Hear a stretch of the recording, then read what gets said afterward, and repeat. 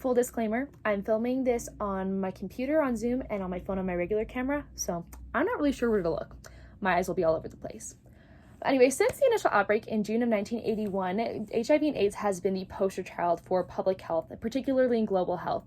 And in 2001, the director of UN AIDS said that HIV/AIDS was unequivocally the most devastating disease that we had ever faced, and it would continue to get worse before it would get better. Now, funding started in 1983 when Congress passed the first bill with specific funding for AIDS research and treatment across the U.S. Department of Health and Human Services. Since then, we have spent over $100 billion on the global HIV and AIDS response. That's actually the largest commitment by any nation to address a single disease in history.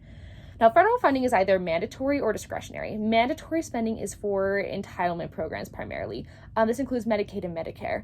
And that's determined by eligibility. With discretionary spending, that comes from yearly appropriations with Congress. And that goes toward prevention research, housing, non-mandatory care programs. The Ryan-White HIV/AIDS program comes to mind, and the global epidemic.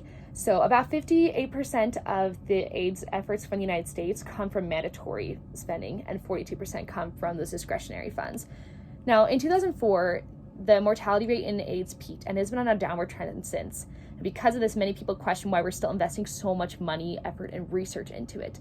What they don't understand is that these trends are going down because we've hit it so hard.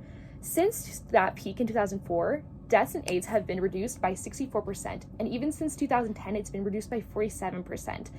Now, even with new HIV infections, that has also been on a downward trend, and there's been about a 30% decline since 2010. And with those new cases, though, about 160,000 were with children under the age of 14. One of the biggest things that has helped with this is HIV testing. So approximately 84% of people with HIV knew that they had HIV in 2020. The remaining 16%, which was about 6 to 7 million people, were unable to get access to that testing. Now, this is essential in HIV prevention because it is a communicable disease. This is particularly prevalent in sexual partners. However, for people that are more skeptical of AIDS funding, they often see this as a more promiscuous activity. However, one thing that many people can get behind is mother-to-child transmission. In 2020, 85% of pregnant women with HIV received antiretroviral treatment to prevent transmitting HIV to their babies during pregnancy. And this was able to protect the baby's health as well as the mother's. Now, the use of antiretroviral treatment and other interventions can reduce the risk to below 5%. But without these interventions, there's about a 15 to 45% risk of the baby getting it at some point during the pregnancy, delivery, or breastfeeding. Now, the HIV and AIDS crisis is one of the world's most serious public health challenges, but with this global commitment to stopping new HIV infections and ensuring that everyone with HIV has access to HIV treatment, we've been able to have these trends continue to go down, and we will continue to see improvement in quality of life, in testing, and in prevention.